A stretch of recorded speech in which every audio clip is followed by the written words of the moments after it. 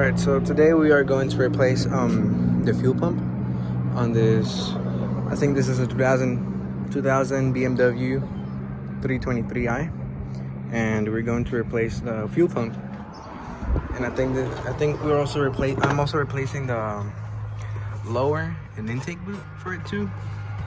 And I'm also going to be replacing the CCV system, which is the crankcase ventilation system that I bought for it. So I'll be doing all those today, and I'll be updating you on how to do this. So if you ever run into these issues, you can, or if you ever replace these things, actually, you can know what exactly to do, Okay, so first of all, I removed the battery. So these are just basically 10 millimeter bolts, and you basically just loosen them up and you pull these wires off the battery. I took the battery out because right now it's charging over there, but yeah, you basically remove the battery, or the cables at least, so you won't get any like voltage or any sparks in the car. Once you're like dealing with like any electrical things or anything that's flammable, you might want to like remove the battery, or just remove the cables and make sure they're secured. Okay, so then once you come back here, this is for the fuel pump. So once you come back here and you have your seats in the rear, all you got to do basically is just pull up. So these are basically just clips. They clip onto the seats, both of these. There's just two, so you pull up on this side and that side. You basically just pull it out and it should just come out easily.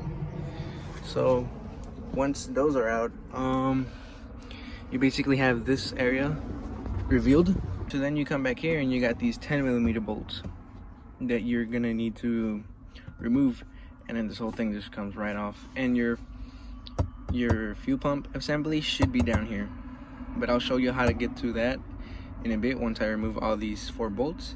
So I can show you how to remove the rings that are holding it, so you could access the fuel pump assembly and pull it out and replace it.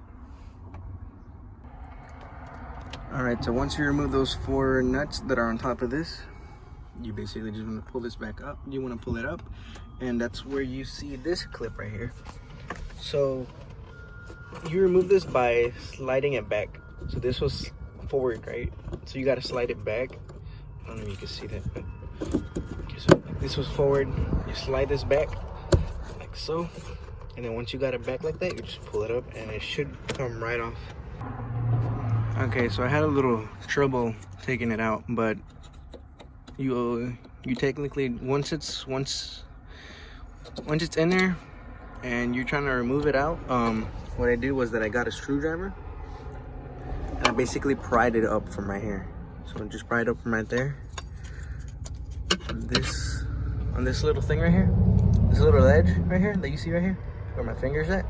This one, you just gotta use, you basically just use it, and well, I used it to pry it up because it was a little stuck on there since this hasn't been removed. So yeah, that's basically how you get to this little plug right here. And once you get that out of the way, you want to make sure you don't mess anything up here. So this little thing right here, I'm just gonna take it out carefully, just set it aside so I could reuse this. Just set it aside. Basically what you want to do right here is that you want to like unscrew it. So it's basically it's like a screw on. You twist it open. You twist this open and the ring comes out. So in order to do that, you're gonna need a screwdriver, and you're gonna basically put it right there, and with a hammer you're gonna hit it counterclockwise so you could get this loose. Okay, so now once you take the ring out, basically once you have it out and it's loose, you want to start removing your fuel line, and you're gonna need to be careful because there's gonna be fuel here. So don't get scared, don't get scared, but there's gonna be a little bit of fuel coming out of here. If you want to prevent that, you could just remove the fuse from the glove compartment and try to get as much as the fuel out of the system. But since our fuel pump doesn't really work, I'm pretty sure it doesn't have any fuel in it right now, because we tried cranking this engine on over and over and it wouldn't turn on. So I'm pretty sure there's no fuel in the fuel end right now, because the fuel pump needs to get replaced. So basically this just slides back and you remove the, you remove this. All right, so we ended up having to remove this clip. Basically we just want to get something and try to like pry it out from the side, from maybe, I think it's this side, yeah, this side. So you want to get something to pry it out from this side. Basically just pull it up and you start twisting it back so you could remove this. But note to yourself that if you do end up having to remove this, if you end up having to remove this, you're gonna need to replace this. So you're gonna have to buy like a clamp at at a hardware store, maybe like at Home Depot or Lowe's. Basically just get a little, little clamp so you can clamp it on here. I'll show you how it looks like in a bit. I'll show you which one we end up getting so you could get the same one, so you can know which one it is. So basically now that you have this out, you basically just want to take out your little ring out. And my brother, he already removed this a while ago. We kind of just pried it up. So basically this whole assembly just comes out. So it just comes out like so. It just come right off, yeah. Comes right off like that. We're gonna end up reusing this ring right here, this gasket right here. So we're gonna end up reusing that. I recommend getting a new one, but we don't have one right now at the moment, so we might as well just reuse the old one. So yeah. So you put that aside. We're gonna reuse that and we're gonna install it on this one. But look, this is a side-by-side comparison of the old fuel pump and the new fuel pump. So as you can see, this old one's pretty like dirty already, and it needed replacing. The fuel pump probably went bad on it too, so that's probably why the car wasn't turning on. But yeah, that's it, side by side. Let's see. All right, so we basically just reused the same gasket for the fuel pump, and we placed it on here. We were having issues, we were having difficulties trying to put this fuel pump right in again. But the easiest way that I did it was that I basically put the gasket in here, and when I put it in there, I basically just sit it around the other one, because there's gonna be two. There's gonna be one inside and there's gonna be one that's on the fuel pump. So what I did was that I placed it on there, and I basically set it down in there while the fuel pump was like halfway in and halfway out. So basically now that I did that and it was sitting perfectly around the whole side, I basically was able to push this back in, and now it's in there. So next you want to get your ring, just place it in here, and you're gonna basically want to twist it clockwise. So you could basically screw this back on. So we'll just screw it clockwise. You should basically just have it in there good enough and tight.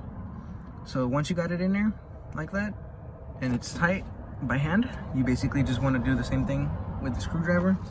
And you basically want to get a screwdriver and a hammer and just basically hit it from this way, like this. You want to hit it, you want to make it go, you want to make it spin clockwise, so you could tighten down the seal from the fuel pump and the gas tank. So you want to basically have like a strong seal, so you won't be leaking any fuel. But yeah, as soon as you got that down, you basically just want to remove this. You want to remove this and just basically put the fuel line in, and you have a new you're gonna have a new clamp to use. So you can basically slide this in and put the new clamp here, and make sure you clamp this down, because you will need a clamp for this, but we don't have it right now. So we're gonna go buy one real quick in a bit, and we'll show you how to. We'll show you which one is a good idea to get, and which ones aren't really good. Well, they all work, but I recommend the ones where you gotta like screw them in, basically. Like it has like a nut, or it has like, you know, a Phillips. It has like a Phillips screw that you just basically gotta twist, and it basically clamps it down. So so yeah, once that's done, you basically wanna use this. You basically wanna reuse this right here, and just set it in all the little holes, just like that, and then this cover goes in top. Oh yeah, don't forget, you need to clip this on. Right. Oh, it turns on. Yeah. All right, get up.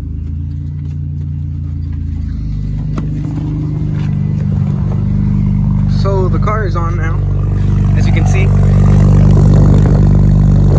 Then you pump, yeah. So car turns on. It works now. So basically, the fuel pump was the reason why the car wasn't turning on, and now, as you can see, it's marking that it's full.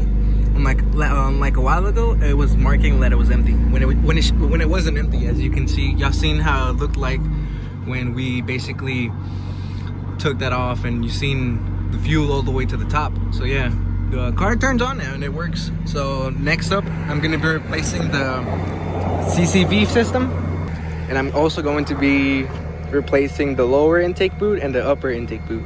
So that's gonna be a separate video, but it's gonna be on the same day. So I'll keep y'all updated on updated on, you know, things like this, like the fuel pump replacement, you know, CCV hoses, intake boot. You know, I'll probably do a couple of things here now and then, because I'm also gonna probably do like this red car right here. I'm gonna be modding the red car right here. So yeah, you're gonna see a lot of this car, that one, and a lot of the Suburban right there, right? Yeah. We're gonna be putting a new engine in that Suburban sooner or later. And also on this white BMW, I'm probably gonna be replacing the head gasket for it myself. Who knows? Maybe I'll take it to a shop. But yeah, it's working. Hell yeah. From in front. And she sounds healthy too. Huh?